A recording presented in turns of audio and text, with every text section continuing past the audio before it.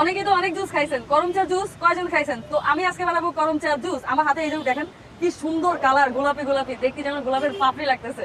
এটা দিয়ে আমরা আজকে জুস বানাবো। তো আমি প্রথমে এটাকে ওয়াশ করে নিই। এখন এটা আমি কিসে দিয়ে দিব? এর আগে আচ্ছা বলুন তো কে কে করম চা জুস খাইছেন এর আগে? যদি না খেয়ে থাকেন কমেন্টে জানান, যদি খেয়ে থাকেন ফ্লেভার কেমন, স্বাদ কেমন ওইটাও জানান।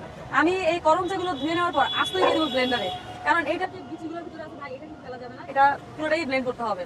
তো এই যে আমার এটা দেওয়া শেষ হয়ে গেছে। এখন এটার সাথে কি কি যাবে? জীবনের প্রথমবার আমি করম চাল জুস বানাচ্ছি, তো দেখেন মজা হয় কিনা ওইটা হচ্ছে গিয়ে দেখার বিষয়।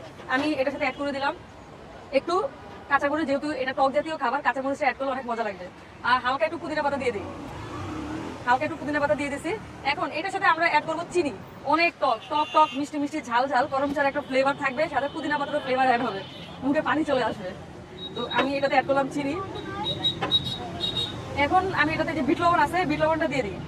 জীবনের প্রথম বানাচ্ছি ভাই, স্বাদ হবে কিনা আমি জানি না, এটা লাস্টে বোঝা যাবে। তো লাস্ট পর্যন্ত দেখতে থাকেন ভিডিওটা।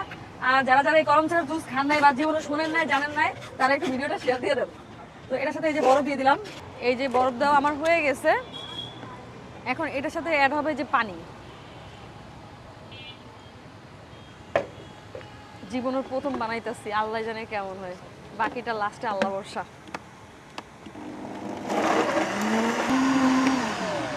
রেডি হয়ে গিয়েছে আমাদের করম চা জুস। সো এটা আগে দেখি কেমন হয়েছে, এটা কি ছেঁকা লাগবে কিনা। আমি তো জীবনে বানাই নাই, প্রথমবার বানাইতেছি। এখন অনেকে হয়তো আমাকে পাগল বলবেন, ভাই শরবত বানানো যাবে টক জাতীয় ফল দিয়ে, অবশ্যই সবসময় বানানো যাবে, এটা কেন যাবে না? সো আমি এটাকে ঢেলে নিই আগে। অনেক ঘন হয়েছে, কারণ করম চার পরিমাণটা একটু বেশি ছিল। তো তো এটা এখানে 3.5 এমন হয়েছে, আর এখানে এক্সট্রা অল্প একটু হয়েছে। আমি এইটাকে খেয়ে দেখবো যে কেমন হয়েছে। এটাকে আমরা যদি ছেঁকে নেই, যেহেতু আমরা উপরে যে কি বলে খোলসটা বা হচ্ছে গিয়ে ভিতরের বিচিটা আমরা ক্লিন করি নাই, তো এটাকে আমরা ক্লিন করে নিব। মানে এগুলো সব এক্সট্রা, চিন্তা করা যায় অল্প একটু জুস হয়েছে, অর্থাৎ এতগুলো গরম চা দিয়ে আমাদের 350 ml জুস হবে, এর বেশি আর হবে না। এবার আমি এটা খেয়ে দেখি কেমন হয়েছে।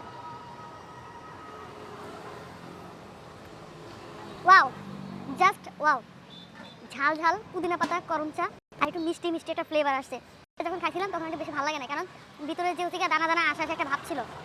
বাট আমি যখন ছেঁকে নিছি, বিশ্বাস আপনি বাসায় সেমভাবে ট্রাই করেন, যদি ভালো না লাগে দেন কমেন্টে এসে একটা গালি দিয়ে, এটুকু কনফার্ম।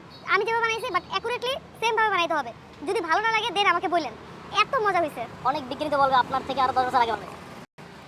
বানাইতে পারে, আমি ফার্স্ট টাইম বানাইছি ভাই, আমার হাতে জাদু আছে, এক কথায় জাদু আছে। কারণ আমি ফার্স্ট টাইম বানাইছি, ফার্স্ট টাইম কিভাবে সাকসেস হতে পারে, এত মজা কিভাবে হতে পারে। আপনারা প্রত্যেকে একটু ট্রাই করে দেখেন, সবাই রিভিউ দিবেন, সবাই রিভিউ। সো প্রথমে আমাদের এক ভাই ট্রাই করতেছে, ভাই আপনি রিভিউ দেন কেমন হয়েছে। বড় হয়ে গেছে, এবার আমি ভাষা পাচ্ছি না, আমার হাতে এত জাদু আছে। আপু এটা ফাটাফাটি মজা হয়েছে। ভাই করম চার প্রাইস কত পড়ছে বলেন? 100 গ্রাম হলো 50 টাকা। 100 গ্রাম 50 টাকা। সো এটা আমাকে 100 টাকা বিক্রি করতে হবে, কারণ আমার মিনিমাম একটা প্রফিট হবে। দেন আমি এখানে অ্যাড করছি ব্যাপার আছে, দেন আরো অনেক কিছু অ্যাড করছি, সবকিছুরই তারপরে ঢাকনা সহ 5 টাকা পড়ে আর কি। তো এখানে অনেক কিছু ব্যাপার আছে, তো আমার একটা 100 টাকা রাখতে হবে। ওকে আপু। আর যেহেতু এটা ইউনিক, এটা খুবই ইউনিক একটা জুস, এটা প্রাইসটা তো ইউনিক হওয়া লাগবে, তাই না?